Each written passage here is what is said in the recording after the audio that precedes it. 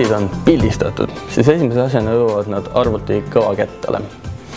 Ja sinna nad ka jäävad, sellepärast et sealt on neid mugav vaadata, sealt on neid mugav saata, seal on neid mugav hoida ja sinna nad päris tihti ka lõpuks surevad.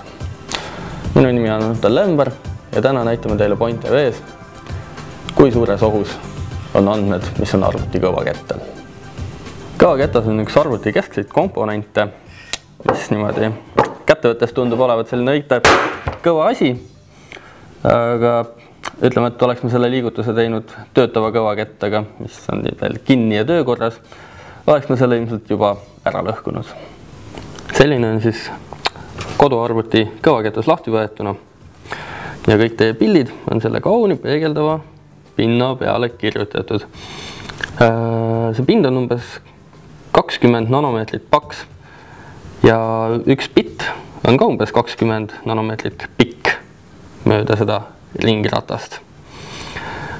Mis tähendab, et selle sõrmejälje alla, mis ma siin tegin, mahub umbes 2-3 gigabaiti, mis tähendab umbes 1000 pilti, aga kuna ta kirjutab seda ringiratast ja ta ei saa igale ringil ühte kohta lugeda, siis see on tegelikult kogu see kettavool tuksis.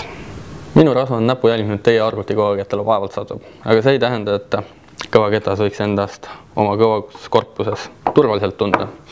Vastupidi, siin samas sees toimub sageli selline pahandus, et andmed muutuvad loetamatuks ja on kõik teie pildid läinud. Siin on meil teil näidata ka sülearvutite kõvaketas, mis on väiksem, aga kõik muu on põhimõtteliselt sama.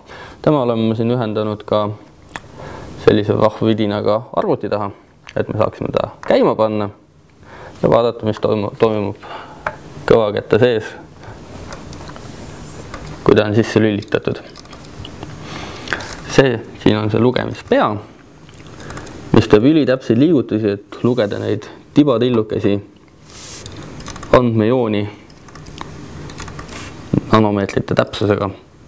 Ja tema ongi kogu see kurja juur, miks kõvaketastel andmed tuksi lähevad. Ilmselt seda praegu väga näha ei ole, aga see ketas praegu tegelikult käib väga suurel kiirusel ringi. Ja see vidinake on lugemispea, mis teie pilte siia kõvakettale kirjutab ja neid siit ka maha loeb.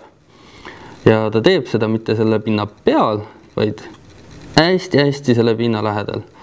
Ja seda, kui ta siia vastu läheb, ja siis ta tõenäoliselt koorib ka selle magnetkihi sealt maha ja rikub kõvakette ära. Sinna vastu võib ta sattuda õhuniiskusega, selle sama mootori kulumisega või kas või sellepärast, et ta on kogemata praak. Aga ise kui ta on praak ja ta võite ta garantiisse, siis antakse teile tohutute vabandustega uus kõvaketas, aga teie pildid on endiselt kadunud.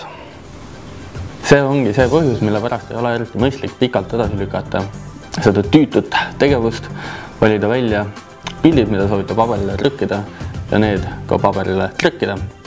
Sellepärast, et kõvaketas ei ole arvutis mitte see turvaline ladu, kuhu kõik saab panna riiulile luku taha, et on rohkem nagu linna keskel asuv lai sõidutee, kus tee ääres on küll mõned autod hoiule pargitud, aga enamasti käib siin väga tihe liiklus, sellepärast, et selle sama kette peal on ka arvuti operatsioonisüsteem, on kõik programmid, mis tahavad kogu aeg midagi siin edasi-tagasi liigutada, mida ise on vaja siit otsida ja sellega ta iga päev seda ketast kulutabki, kuni ühel ilusal päeval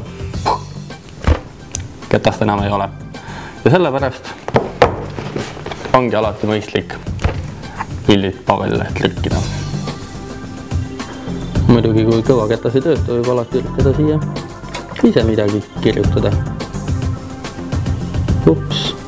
Katki tegin just.